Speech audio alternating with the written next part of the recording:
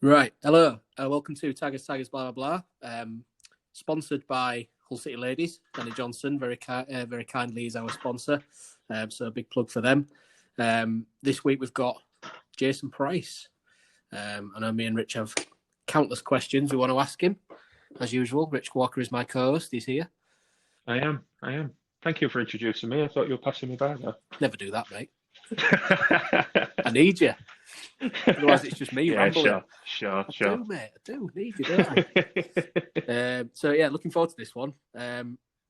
Previously been on Under the Cosh podcast as Jason Price. So yeah, it was a good listen, that one. I enjoyed that. So hopefully we'll get something nearly as good as that, because I don't think we're quite there yet. But this will be more City-based. So any City fans listening will probably enjoy it more, because it'll actually be about the club they care about, I guess. But I don't know. That's just me being half full, I think. Yeah, but yeah. You know, you got to be, haven't you? I don't know. Well, I don't know. We are City fans. I don't know if you have to be a glass half full kind of person. Well, I've just got used to not being disappointed every week. But it's coming back, mate. 2 weeks. 2 weeks. Back. So anyway, right, okay. Jason Price, welcome.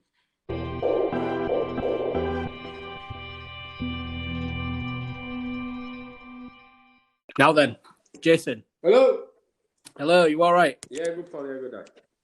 Very good. I'm Luke, and my co-host is Rich. Hi, Jason. Hi, mate.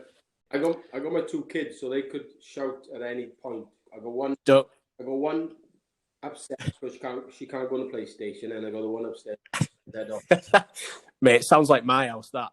So halfway through our recording, I'm sure my missus is going to come back with the two kids. So we're in the same boat, mate. So not a problem.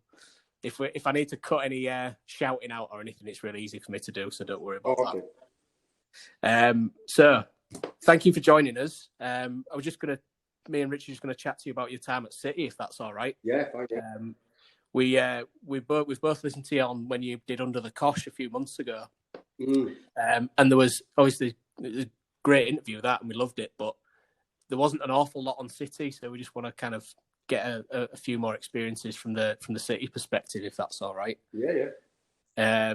Rich usually asks the first question to take the pressure off me, so I'll hand over to him, and he can get us cracking. So, Rich, off you go, mate.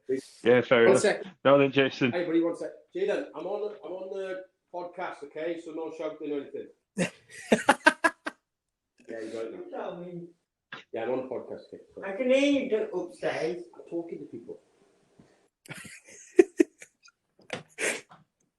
No, yeah, okay, then go on. Yeah, go. All right, cheers, mate. So first thing first, we'll start at the start, really. You signed for City from Tranmere on a free, and I'd had a quick look at your stats with Tranmere before we came on to spoke to you. You'd done all right there. Why did the move come about? You know, and especially why did you drop a division? You know, what was the situation there? They wanted a half my wage. Was it the season before I signed? They come down from the Championship, right. And obviously Tranmere had boys on big money, still on Championship money, and I signed on an average League One wage.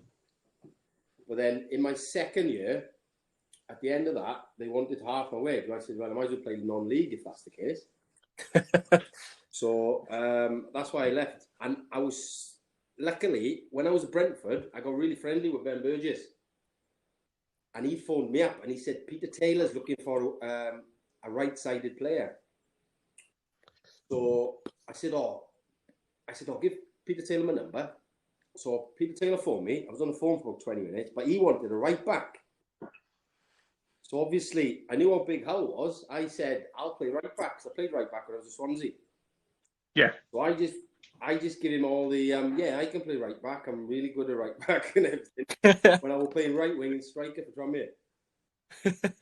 And then he said, come up and I'll have a chat. And then from there, I went up with my agent and then I signed. So basically, because you'd played right back before and you knew that, you said that Hull was a big club, so it was definitely somewhere where you thought, I definitely want to be there. Yeah, definitely, yeah. I didn't really follow football. All the time I played football, I haven't really followed football. Right. Much. as in, I look for my old clubs, but that's it really. Yeah. Obviously, the league I was in, and I didn't realise how many fans Hull City got. Was especially for the league, well, because it was Division 3 at the time. I know it was then changed to League 2, like at the end of that year. But we were getting 20,000 at most games, and that'd have been miles different from Tranmere, wouldn't it? Yeah. I think Tranmere were only about 6,000-7,000, I think. Yeah. And it was, mate.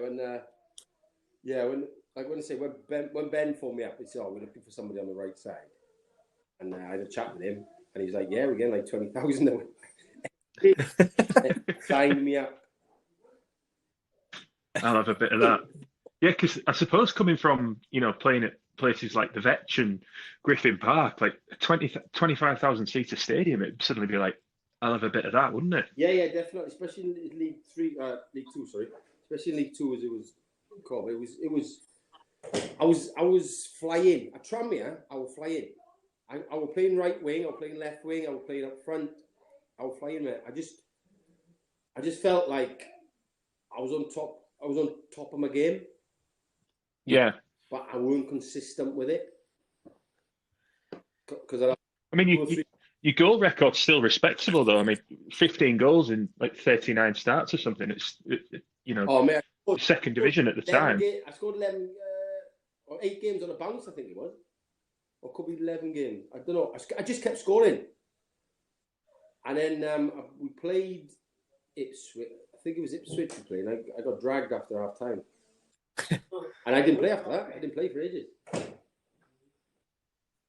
Was it when you did come to Hull though? I mean, we had a flying start, and obviously the first 2 seasons that you played, like we got promoted both seasons, didn't we? Yeah.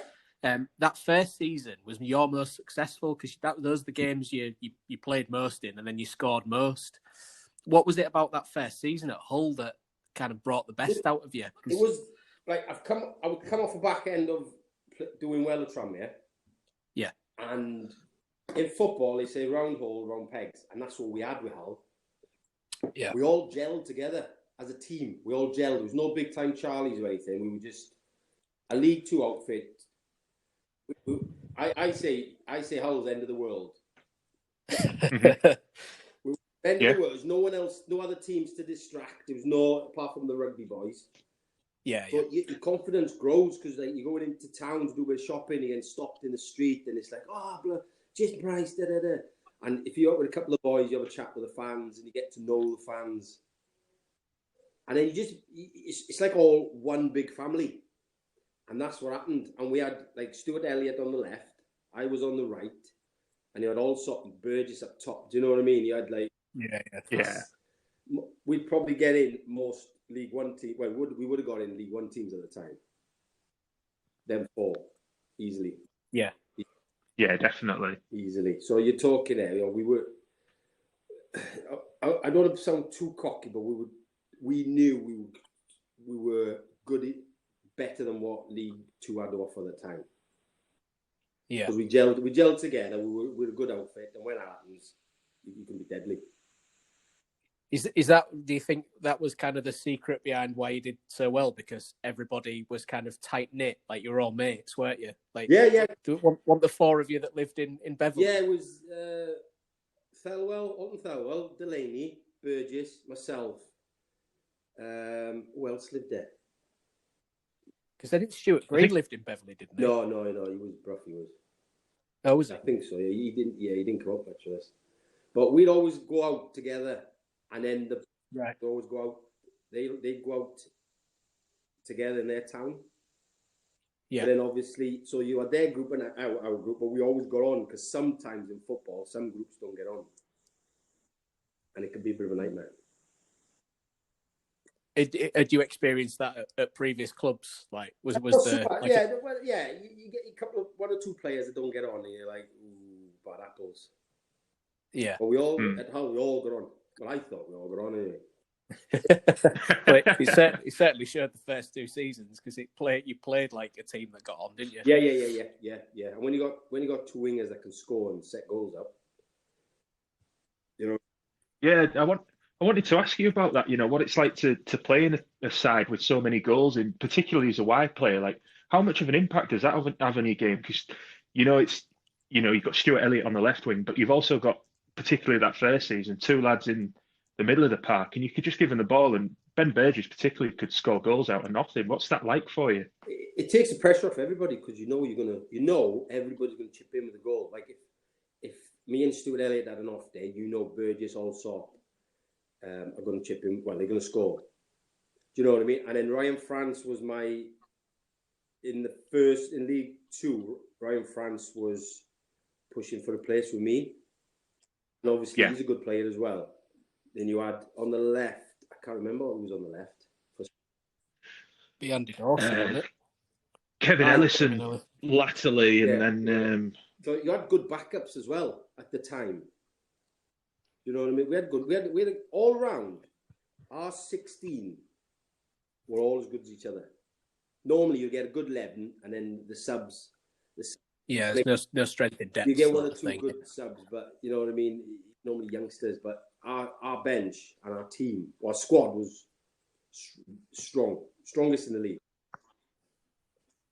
Yeah, I think that had been the result of a couple of years where prior to you coming in, we signed, I think, 50% of the players in the lower leagues or something seemed to have come through City at some point. Yeah. The summer you came in, there was like yourself, Richard Hines, Andy Dawson, Alton Thelwell, and Danny Allsop came in with you, and it was just something like, it felt like a squad that should challenge for promotion. And I remember there being an air of expectation about that being the season, that it was going to happen. Did you feel that yourself coming in? Yeah, definitely, mate. I was high in confidence. My game's confidence. If I have a bad first 10 minutes, I'm going to be struggling for the rest of the game because I'm a confidence player. And the first game, I think, was against Darlington, wasn't it? Was, yeah. Yeah, it was, yeah. Annihilated them. It just went on. We just got stronger and stronger because we realised how good a team we are. And then the start to the season was fantastic. We had one defeat up until November, which, if that doesn't kind of get you off and get you running away with it, then nothing else will really. It was the Oxford game, that wasn't it? The Oxford game where we lost. Yeah, it was. Yeah. The first couple of games set us up really nice because I think we won 4-1. Then we won the first game. Yeah. I don't know. I think second game was 2-0 or something. I can't remember. I think the Oxford game came around quite soon though, because I think it was the third or fourth game we lost. That was the second one. Was Oxford? I'm just looking at it on Wikipedia now. Their manager was giving it big licks about Taylor not being all that. Wasn't he? I remember that. He made some comments about, I could have this lot 10 points clear. Oh my god! After two games. After 2 games, yeah. But they didn't even qualify for the playoffs that year, which was great. But yeah, no, mate. So we just gelled, and the thing was with Hull, it was a good place to go as well. As in, it had good nightlife, it had decent shops, it had nice people. It was very much a town on the up at the time, wasn't it? Because obviously they had all the investment in the stadium, and that was starting to show around the city, I think, because it was always kind of seen as like crap towns and all of that, but it was very much coming out of that at the time. Yeah, it had a nice bar called Zebra, which I was first into as well. I love that the first thing you said about Hull was that its nightlife was great. I know. That's I went out, but I didn't go out if I wasn't allowed. I was always within the rules. Yeah. But obviously, I like going out. Who doesn't? I know, yeah. I mean, you would be able to go out then, wouldn't you? Because there weren't no, properly. There's no social media.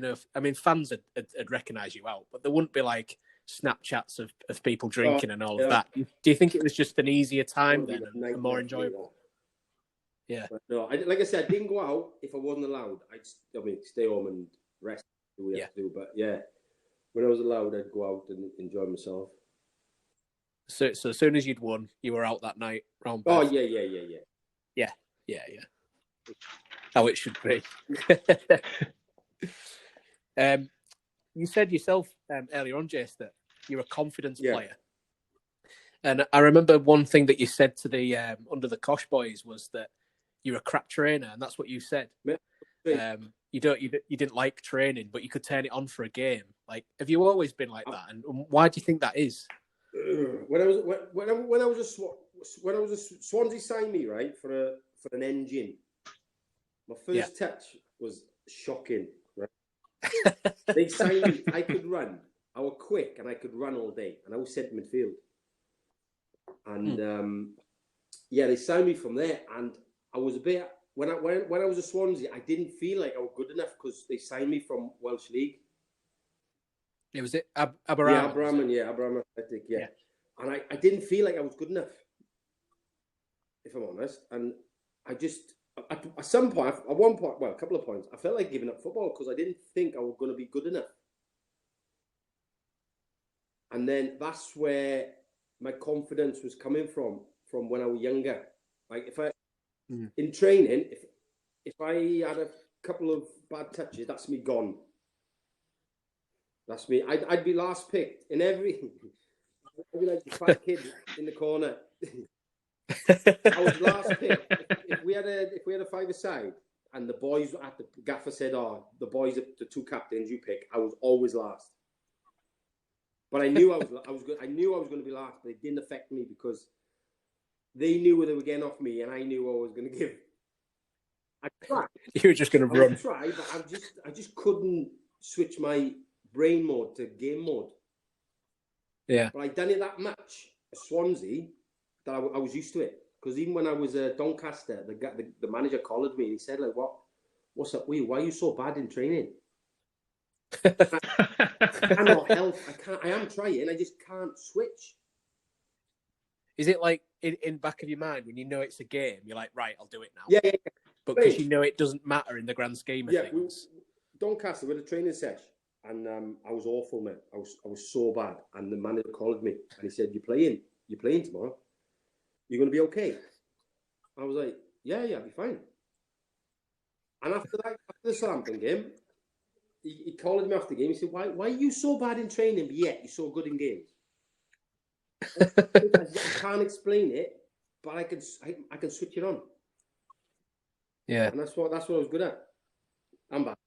It's almost like a mental block, isn't it? So you're just like, right, okay, game time, boom, gonna do it now. Yeah. And then you play out your skin and you do it. But as soon as it's Monday morning, you're like, under a bit of pressure because if the team went on training, I'd never be picked. It's a good job. I mean, you did it in the games, and speaking of like turning it on and games involving Doncaster, like see that link? That was professional. That was very good. Yeah. Your hat trick against Doncaster. I mean, that has to be one of your standout memories from City. Individual games. Like, what was that like scoring a hat trick in front of 23,000 people in a massive Yorkshire derby? Amazing. And what made it?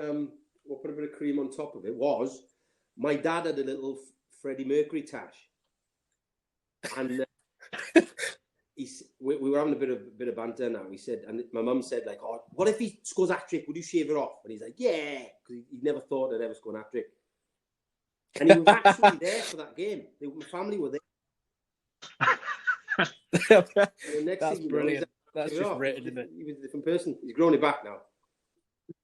Yeah. He was horrible. We had to shave it always. It's like that Tom Huddleston goal thing, like a haircut, but we never knew about this until now. At least with him, he's got a long face, and so he's.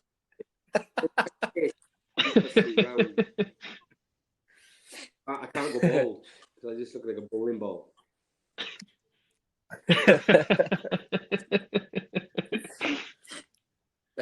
Sorry, I was going to ask the next question. So, obviously, you go up first season, we get promoted to League One.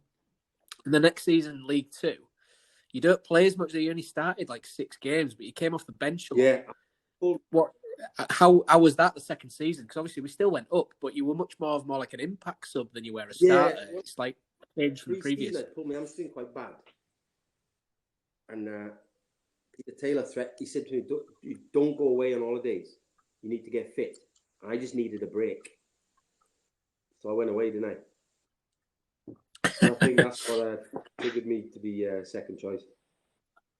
Right. So no, but you just needed to get a break and away from it all. Yeah, I did. A couple of days it was, but he wanted me in all over the summer for my hamstring.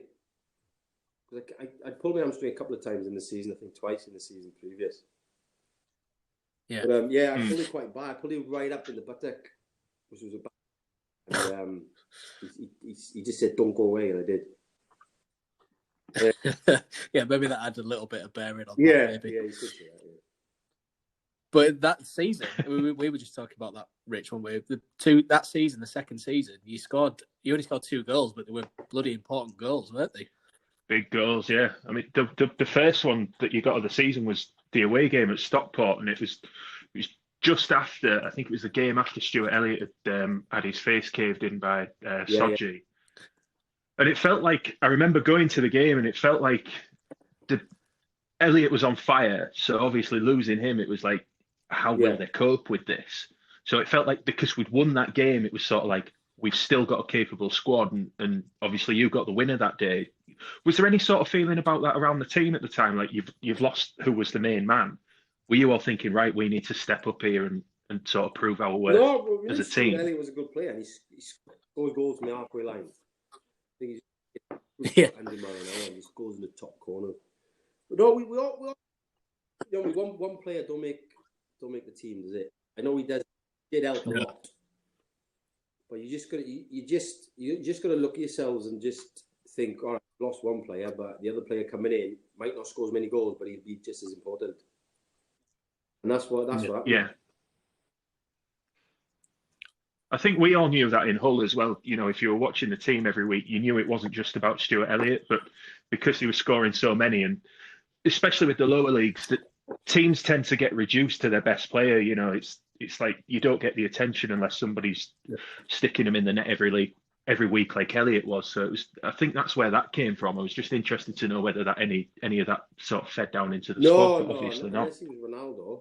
No, but he was a class player. Don't get me wrong, but he was. We always had, like I said, we always had a good squad of a lot of players who were very good. Do you know what I mean? It's just especially for that league at the time, like flying up. But he just, like you say, he'd get the ball, and you knew he's got 50-50 chance. Like 3 attempts to kick it that far. Whereas he's just smashing them, and he was just going in. 40-yard headers and everything else that he scored. I know. He scored the header nearly outside the box, didn't he? Yeah. Against the keeper with that small keeper with the bald head. That just sticks in my mind all the time. Yeah, I can see it, but I can't think what game it was. Bury. It might have been. I think it's one of the goals that is still shown at the KC, isn't it, Rich? Yeah, it could be. On the link, mate, like at 2:45 before the team comes out, sort of. Because they still have a load of highlights from like the last 15 years, don't they? But obviously, you still go up that season. Like, what was that like at the end of that season? You're like 2 promotions in 2 years. How were you feeling? Top of the world. Because I'm a confidence player, and although I didn't play that season, I'm still a big team. And as a sub, I knew what was going on because I was changing games. I don't know how I would do it. So I just felt like I had something to prove, and I was playing with more fear whatsoever. I think that's the first time in my career just gone on the pitch thinking, I'm sub anyway. I can't get dropped, so I'm going to do. And I was doing all right.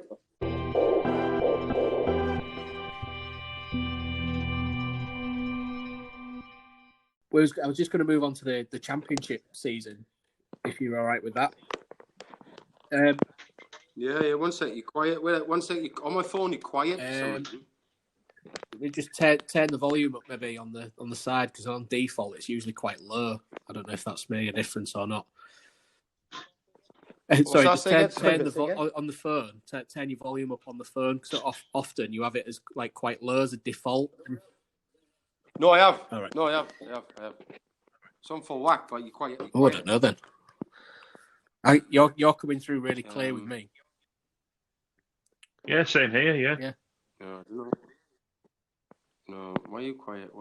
It could be because I've had my phone in the bath. Could be that. Could be your speaker.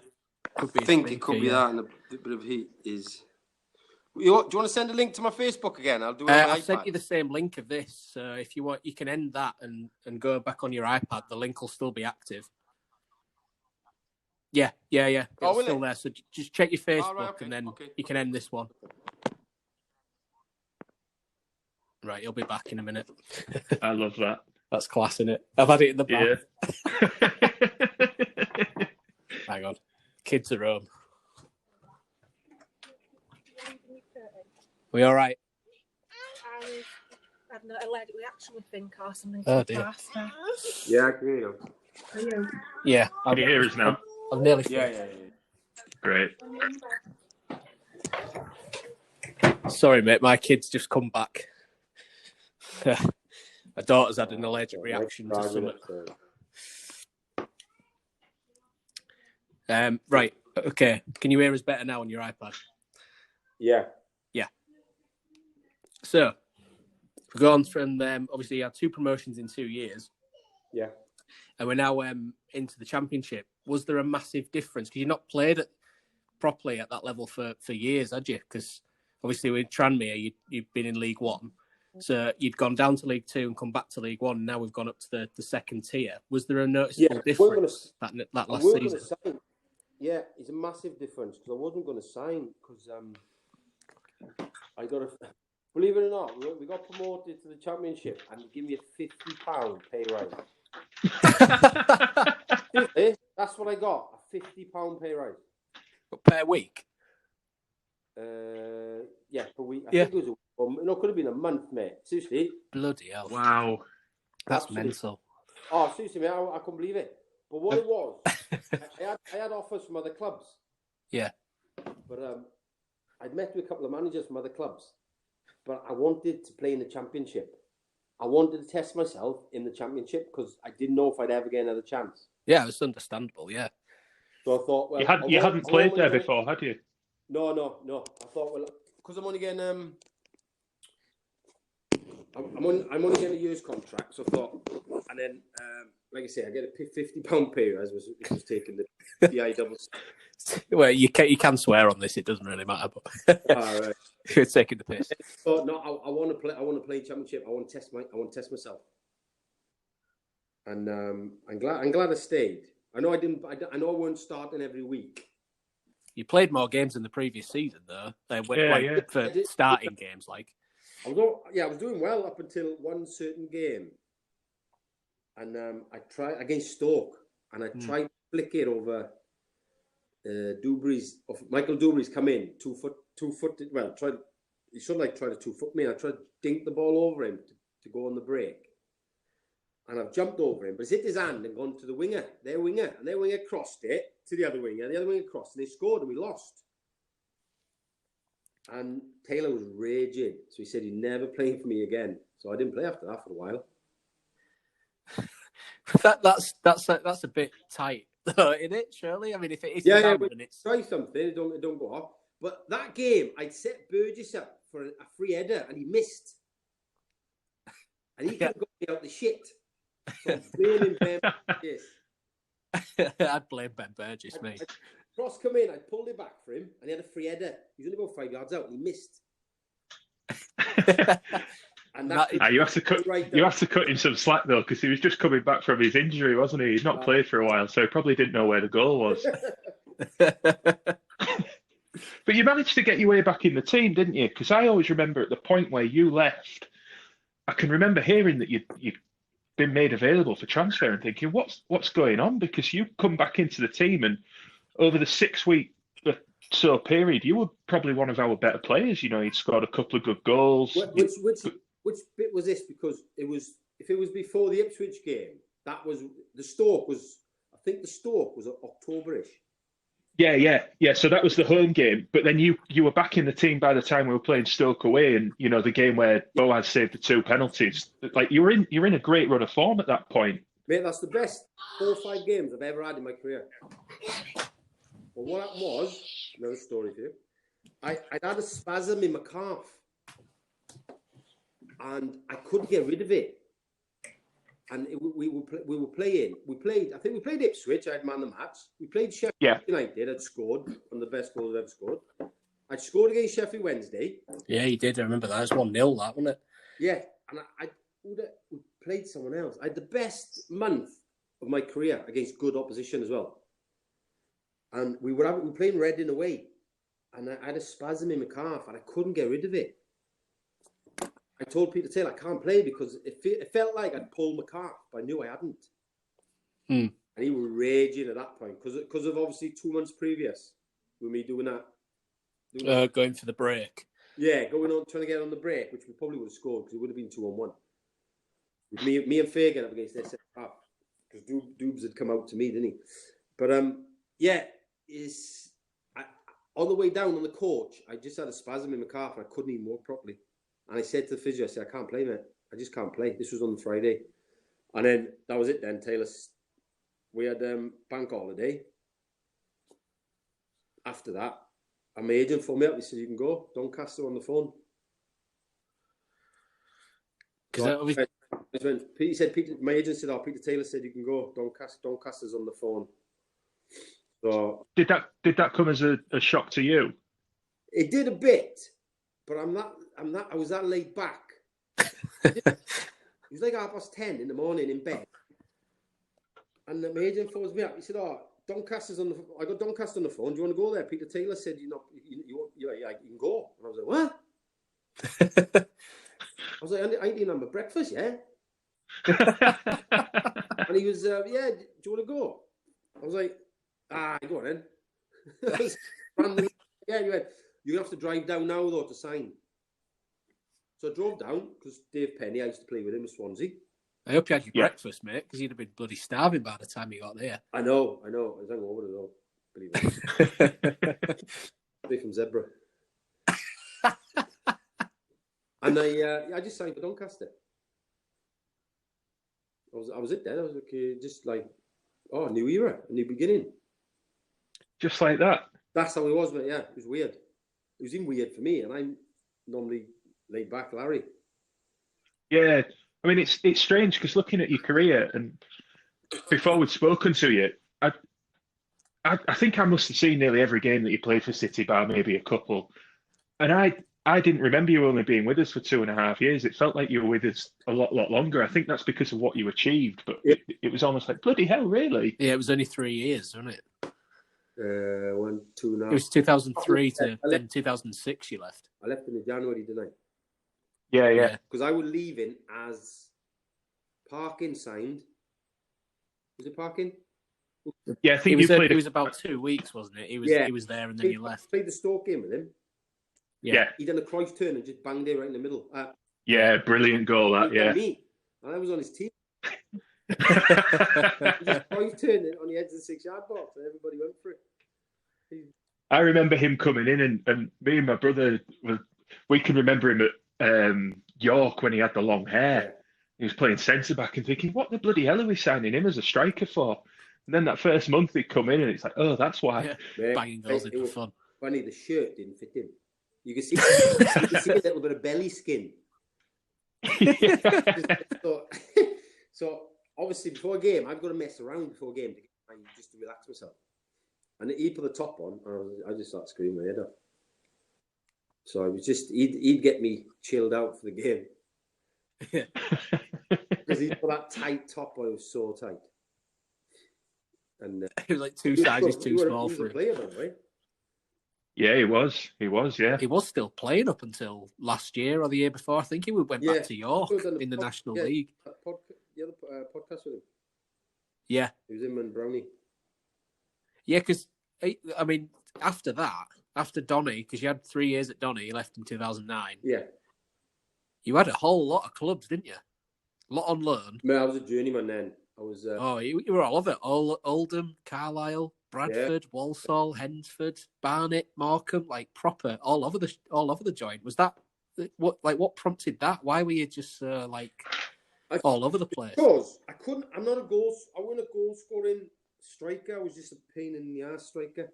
Because I was right wing for a lot of my career, and then Doncaster moved me up front.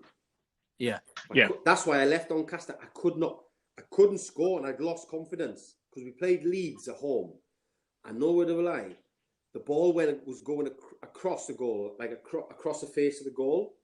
So all I had to do was just get a bit of contact on it, and it went through my legs, and I was half a yard out, and that just killed me off. That. Yeah, you talked about confidence player, and that wouldn't it? Yeah, that just killed me off, and I scored against Villa. I was under pressure big time. FA Cup won it. Scored, and I done really well. And then after that game, he called me and he said, I got Millwall on the phone. Do you want to go there? Because he said, you don't score enough goals, so I need a goal scorer. So I was like, he said, I'd keep you for your banter, but...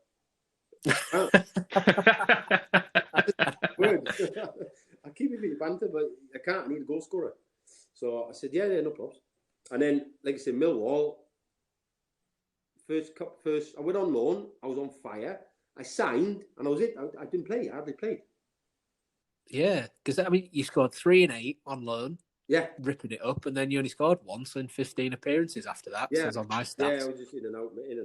I was just in and out, and then it just went pear-shaped from there. Did you kind of lose love for the game? I did, mate. When I was at Carlisle, I disliked football. Really? I started to lose the enjoyment, and as soon as that goes, well, you've had it then, haven't you? Yeah. Because when I was at Carlisle, I went on loan. That's when I started going on loan because I just lost the love. But when I was with Peter Taylor, Bradford, I got a bit of that back. Yeah. But then Peter Taylor phoned me up and he said, believe it or not, although I hadn't left Hull on bad terms with Taylor. It was just one of them things in football. Yeah. I mean, it was just... But then Taylor, when he was at Bradford, he phoned me up and said, mate, do you want to play for me? So I was like, yeah, no problem. I was on fire there.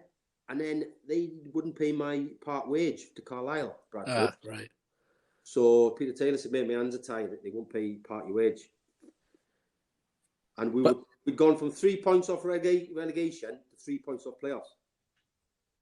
And it made a big difference in that team then. Because that'd been what, League One at the time, was it? League Two? Yeah. League One, yeah. Bradford, we were flying. And then next thing, they just hit the brick wall. So it was like, I'm not saying because of me. Maybe. No. Maybe. I think you probably had something to do with it, judging by that form when you started. But but they just fluttered down the league again. How hard is that if you're constantly picking up, and packing your bags and going out on loan, playing a spell of games somewhere? It must be difficult to get your continuity going. It was a bit, but I've made good friends along the way. If that's if there's one thing that's come out of it, I've made quite a lot of friends on 15, 16 teams, so hopefully I made some friends. Yeah, there's quite a lot in there. Yeah. But because it must have been hard travelling for games and stuff, because didn't you still live in Leeds? I sold my house in Beverley. Oh, right. Yes, before I signed for Millwall, so I didn't have any properties. Do you know what I mean? So it worked out well at the time. Yeah.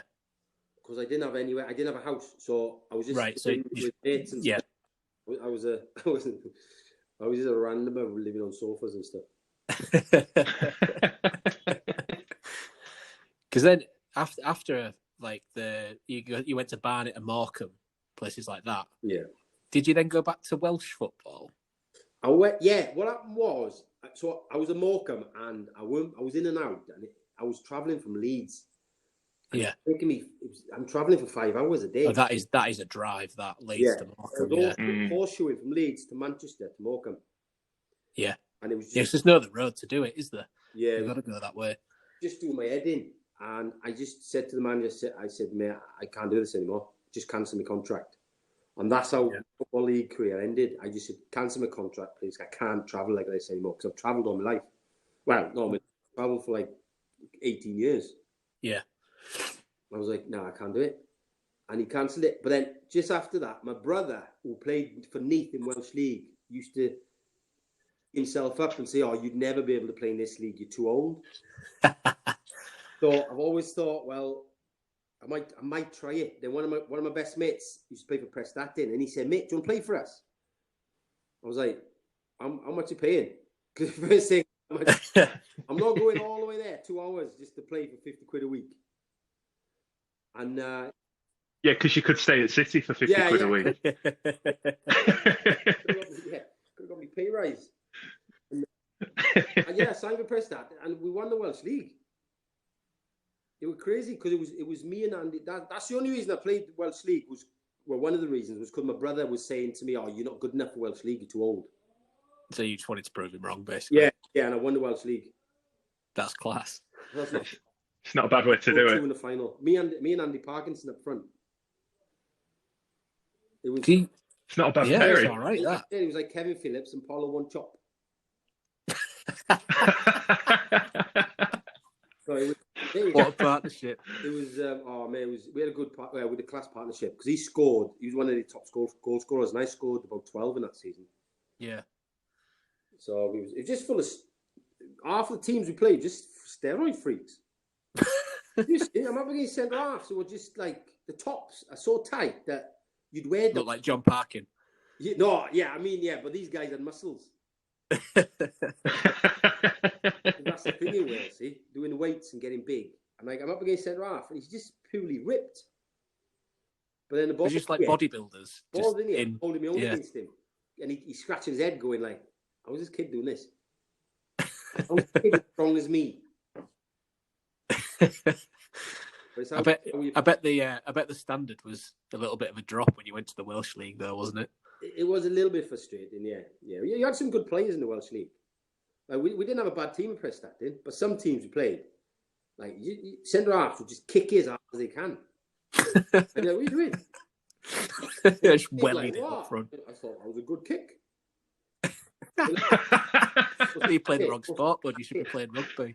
Yeah. But it was an eye opener. And then I played Welsh League. I thought, I've won a Welsh Cup. I ain't going to bet to that really, because you're never going to win. No. DNS are going to win the league because them boys are full time. Yeah. I'm not going to bet to that. So where do I go next? And then Ossett Town won it, and then Selby. Yeah. So they got promoted. So I joined them. They got promoted. Then I think that was it. Then I played for Selby for a bit. Yeah. Then I went to Aquaforce, which was a disaster. Short Lane Aquaforce. Yeah, man, that was a disaster. And I think I went back to Brighouse. Yeah. Ossett, no, sorry, I didn't get promoted to Ossett. I got promoted with Brighouse. Right. That was 2014-16. Yeah, I went to Brighouse. Yeah. And we got promoted. So I helped them get promoted because they were lingering, and I think only one goes up. Because they're kind of near Ruddersfield, isn't it, Brighouse? Yeah. I was living in that at the time. Yeah. With me, my ex-girlfriend, and we got promoted. I thought, okay, that's a done deal now. So where do I go next? And I'm thinking my body was aching after games. I'm thinking, it could be tough because all these kids, they're not the best players, but they can run. Yeah. 19, 20-year-old kids just running around all the time.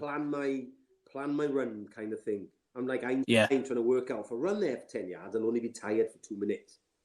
It's like, oh man. And then in the end, I just thought, oh, bugger this. I'll just give up, I think. Was there any chance of you staying in the game, Jason?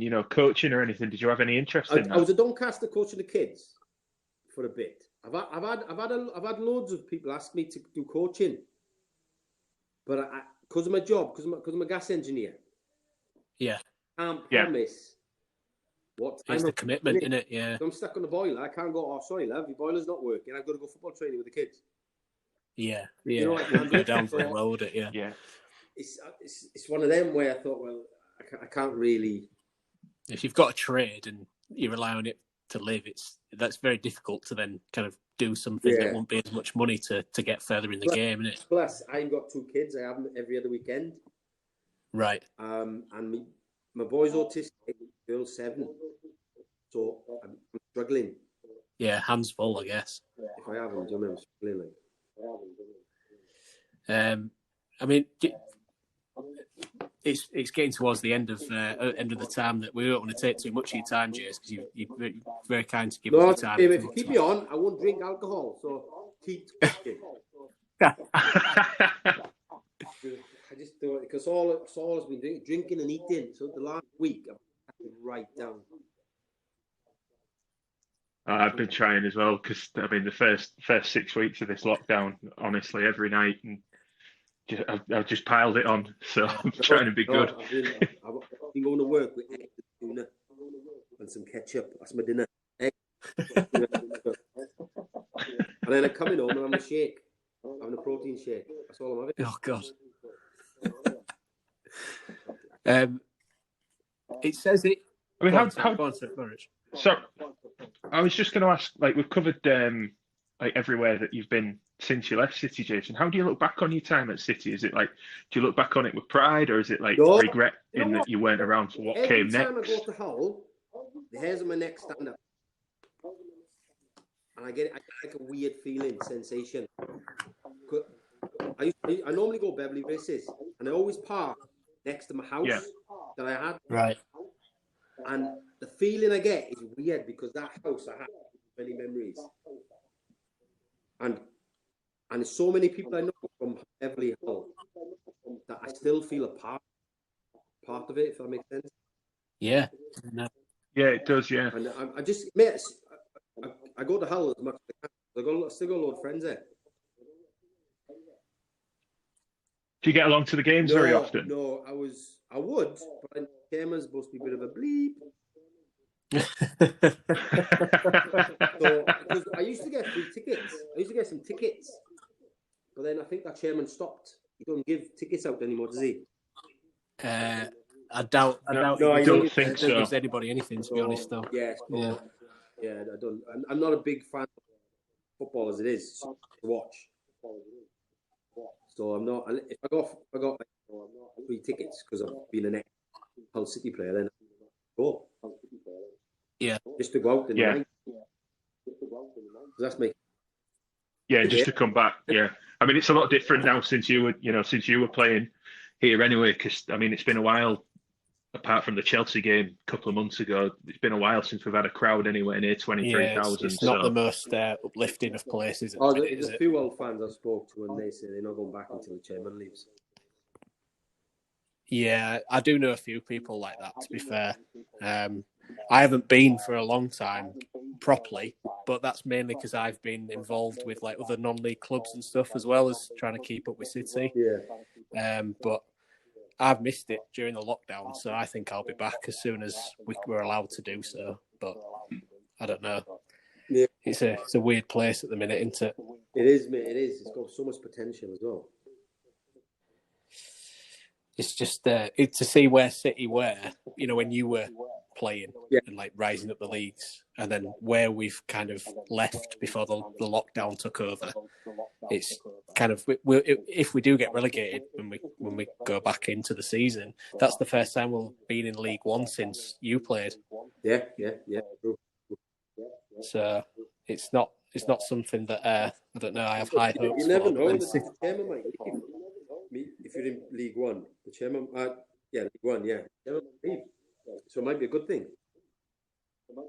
Yeah, well, because is it that Thai guy who's a Thailand guy or something? Is he still there?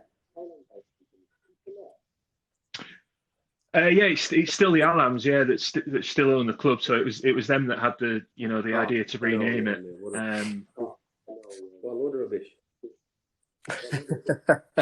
I'm sure you'd be very popular with all the listeners for saying that, Jace, to be honest.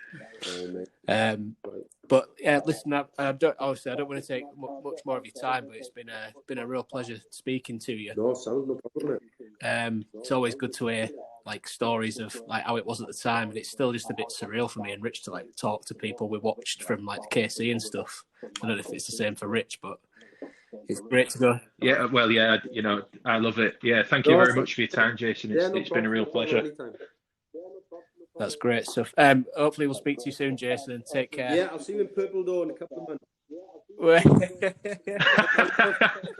Luke's buying. Yeah, I'll sort you out. Do I get a free dance? yeah, Luke's good at that as well, apparently. Don't tell too many people, mate. Speak soon, Jason. Take care, mate. Cheers, Jason. Thanks, mate.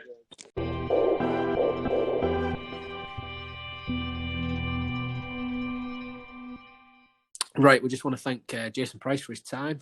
Most enjoyable chat. Yeah, it was good fun, that. I enjoyed as it. Rich just said to me, it wasn't all on City, but we actually didn't care about that, really, because he was just a great guy to speak to, wasn't he? Good crack. Very good. Good crack. Was that a Purple Door reference? It could have been. No, it wasn't intentional, but yeah. Mind you, I don't know. I've never been in the place, but I don't know if I'd be saying good crack. Maybe not. I'm not sure. From the stories I've heard, probably not. Yeah, maybe people on Twitter could tell us. Have you been to Purple Door? Tell us at Tigers Blah. At Tigers Blah. Apparently, Jason Price is up for a night out. Roundel ended in Purple Door. So, what would you say to him? Obviously, it'd be social distant at the minute, but I'm not sure how that would work. To be fair, but anyway, how do you socially distance at a lap dancing club? I'm racking my brains for that one, mate. But unless they just you just pick like a virtual dancing girl, it's like computerized one or something, and it goes all weird, like Japanese robots or something. I have no idea. No, like that South Korean football team that just put sex dolls as fans in the stadium. Did you see that? Oh yes, I did. Yeah. But yeah, so great chat with Jason, and obviously we are still going to have guests on. But when we started this podcast, obviously we didn't really have any hope of getting guests on, and we kind of, we had Brendan to thank for that, and all the other people that have been involved in doing it. And it's been a great experience, and we are still going to have some guests on, but we want to try and keep it current as well. And obviously with the news that the AFL have provisionally said that 20th of June is the restart to the championship season, we want to actually talk about the games that are happening now. So that'll be a nice opportunity for us to talk about some real football, Rich, for a time, won't it? Rather than just memories. So. Yeah, I mean, I think certainly in terms of City podcasting, there is room for, people to talk about the games currently, since the Amber Nectar lad sadly packed it in. Aye, yeah, it was end of last season, wasn't it? Yeah, and they are much missed, but if people don't mind and they're into it, we'll see how it goes. We will. But yeah, it's still like to talk to, of course, City players. It's a real treat for everyone, I think, to be able to hear them. But yeah, we'd just like to cover all bases really, because it's true. We can't get enough City chat really.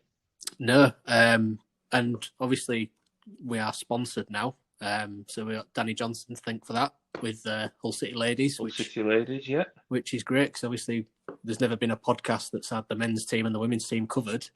And although we're obviously very in the early stages of that sponsorship, once football does resume for the ladies team, there will be different features on that trying to promote the game as well. So that's exciting for everybody involved. So like their new shirt. Yeah, it looks very nice actually. Yeah, it does. Yeah, I was pleased that the much as the Tiger Stripe version, was a nice shirt. And I think a lot of people would have liked to have seen it. I was quite pleased to have kind of seen it, beaten by the design that did win. It's a nice story anyway to have a 5-year-old design your kit, isn't it? It is, yeah. I do like that shirt that won, but the one for me that I voted for was the one with the Humber Bridge in the background. I actually really like that one. It's in Hessel, mate. It's not in Hull. I know, but I just like the design of it, to be fair. But when you're on the train or when you're driving M62, how do you know you're home? Right, I'm nearly home because I can see the Humber Bridge. I always wait for the Arco building. That's what I know. Arco building. Fuck me. Arco building over Humber Bridge. Yeah. Fair enough. National icon. Is that a stadium or is it a warehouse? Yeah.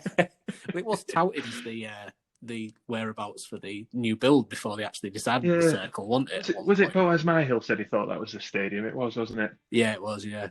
So, anyway, we digress. we digress, yeah. We digress. But yeah, so obviously it's an exciting time for us with the once lockdown does finish properly and we can start to work with Danny a bit more with the ladies team. That's certainly something we'll do. And thanks to them for sponsoring us. Obviously, you've seen our new artwork and stuff, and lots of plans in the pipeline for that, so that's exciting. If you want to obviously get involved and start to talk about the season that's upcoming to start again, the end of the season. Yeah. 9 games to go. So first one will be Charlton if they stick to the original fixtures. So we will see. Obviously, hopefully, it might have come at a good time for us because we might get good players back. And Charlton have lost a couple of very good players as well. Lyle Taylor's not playing. Yeah. And that's a big thing for them. I understand that there are some City players as well. Grant McCann's confirmed who aren't going to be involved. Have chosen to stay away. We don't know who they are yet, so we'll see. It's going to develop that, obviously. Yes. I think there's a few players in precarious contract situations. I know they've extended a couple. Josh Bowler and Matthew Pennington. Yeah. So we've got a couple of extensions there, but obviously see if anything goes on with Malik Wilkes and Marcus Madison. I know Marcus Madison's training. Yeah, Herbie Kane's training as well, but I mean they are contracted to have to do that, so we'll see how it goes. We don't know.